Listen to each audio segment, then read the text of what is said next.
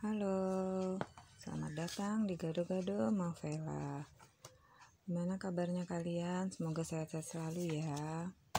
Cuacanya hari ini cerah. Kemarin berapa hari hujan-hujan terus, bikin banyak penyakit. Saya aja sampai ikut sakit, demam, menggigil segala ya kan. Tapi semoga kalian semua sehat-sehat ya, tidak sakit, amin. Hari ini aku akan cerita tentang teman saya Mbak Yuni ya. Jadi hari itu aku lihat pas aku lagi mau ke pasar gitu kan, mau belanja gitu loh maksudnya. Aku lihat Mbak Yuni itu buru-buru gitu loh, jalannya kayak apa gitu. Jadi aku panggil kan, Mbak Yuni mau kemana? Terus dijawabnya, mau ke sekolah Aldi. Aku dipanggil Capsek karena dia berantem tadi, kata Mbak Yuni ya kan. Ya ampun, aku bilang ya Allah. Itu anaknya tuh si Aldi itu baru kelas berapa? Baru kelas 5 SD. Jadi ceritanya si Aldi ini dari kelas berapa sih?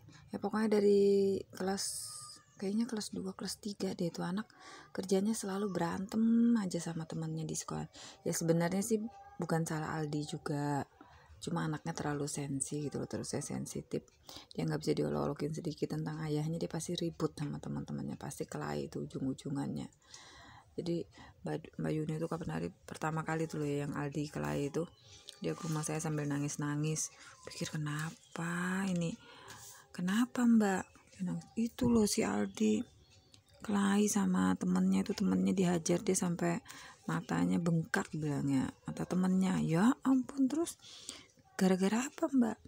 Itu temannya ngolokin dia nggak punya ayah, jadinya dia tuh nangis sedih gitu loh katanya tuh loh. Jadinya dia saking jengkel sama temennya, ya udah dia refleks aja, dia tinju temennya tuh. Ya ampun, gue bilang kasihannya. Terus gimana akhirnya? Ya udah, terus aku ke sekolahan kan, ketemu sama orang tua temennya itu kan. Terus aku jelasin bahwa anaknya itu ngolok-ngolokin anak saya yang anak yatim ya kan. Kan harusnya kan kalau sudah tahu punya teman yang nggak punya ayah, kita tuh kan harusnya simpati, kasihan, bukannya malah olok-olokin atau gimana. Apalagi kan tahu sendiri kan kalau ayahnya Aldi itu kan sudah meninggal dari Aldi itu kecil. Jadi Aldi itu kan nggak pernah lihat ayahnya gimana gitu loh kan, harusnya temannya tuh kasihan gitu ya kan.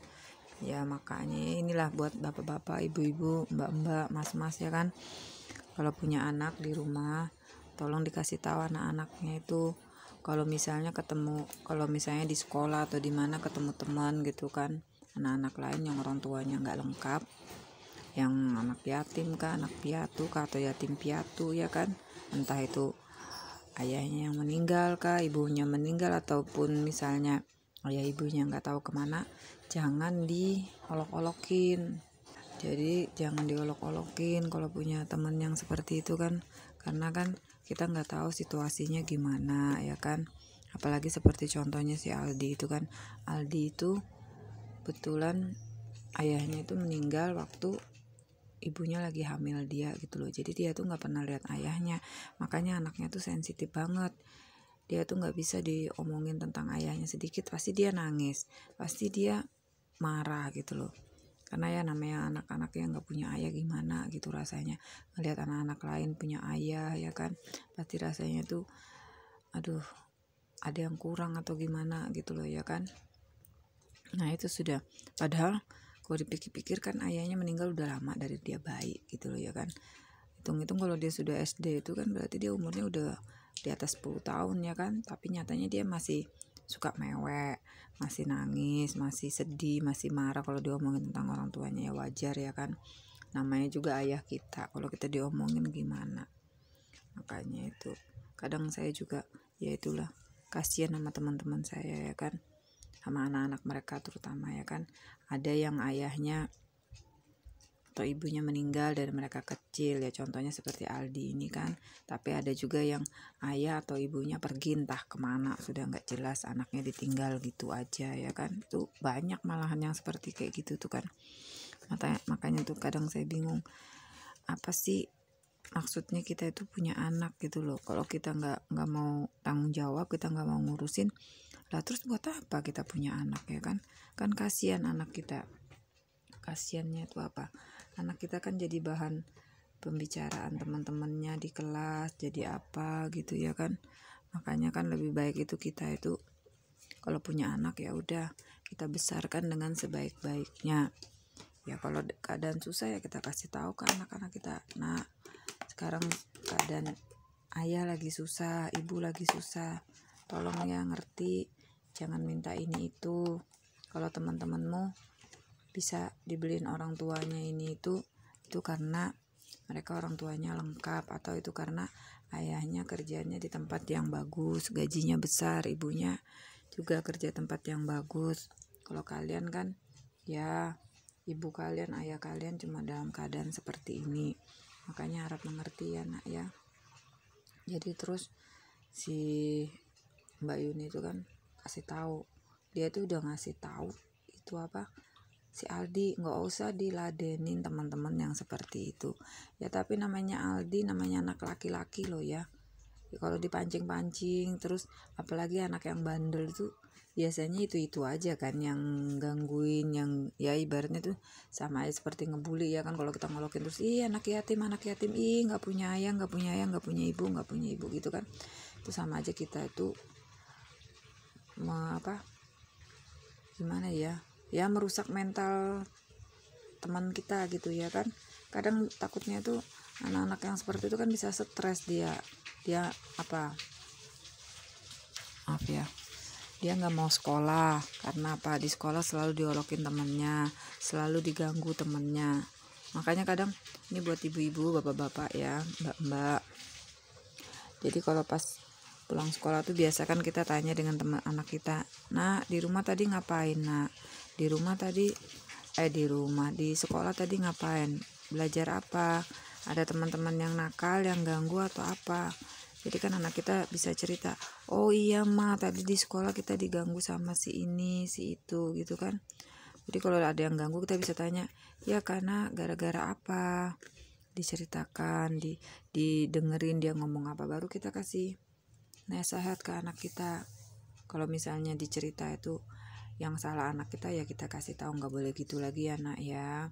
Tapi kalau yang salah anak orang kan nanti kita bilang ya sudah, nanti lain kali kalau dia begitu dicuekin aja, nggak usah dihiraukan, teman mau ngomong mungkin temanmu nggak sengaja gitu ya kan. Nanti kalau lain kali dia begitu lagi, kasih tahu bu guru, atau nanti kasih tahu dengan orang tuanya atau dengan mama, nanti mama kasih tahu ke orang tuanya gitu kan. Supaya apa? Supaya supaya anak kita itu biasa cerita dia. Jadi dia tidak memendam perasaannya sendiri gitu loh.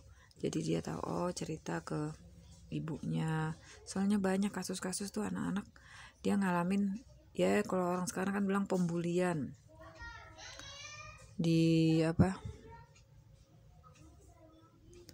maaf ya ada suara gangguan gitu loh ya kan. Jadi kan banyak ganggu itu dibully teman-temannya. Kadang ada disuruh ini itu kak, atau dipaksa temannya ini itu, dia nggak mau ngomong sama kita, dia takut, atau kita juga biasa nggak dengerin kan, ujung-ujungnya apa, anak kita stres nanti ya kan. Yang maaf aja loh, malah ada yang sampai melampiaskannya dengan melakukan hal-hal yang tidak baik. Contohnya mungkin terjun ke narkoba kah, atau berbuat kriminal atau apa gitu kan. Makanya jangan sampai hal seperti itu terjadi ya, jangan sampai. Karena apa? Karena ini yang pembulian ini aja kadang bukan cuma sama anak kecil loh, maksudnya bukan cuma sama anak TK, anak SD, anak SMP juga ngalamin, SMA juga, yang kuliah juga gitu. Malah yang sudah kerja aja, atau mungkin buat emak-emak mungkin yang di lingkungan rumah tinggalnya kan, ketemu emak-emak komplotan emak-emak yang lain, ketemu geng-geng emak-emak yang lain kan, terus kita dikucilkan, kita diomongin gara-gara kita enggak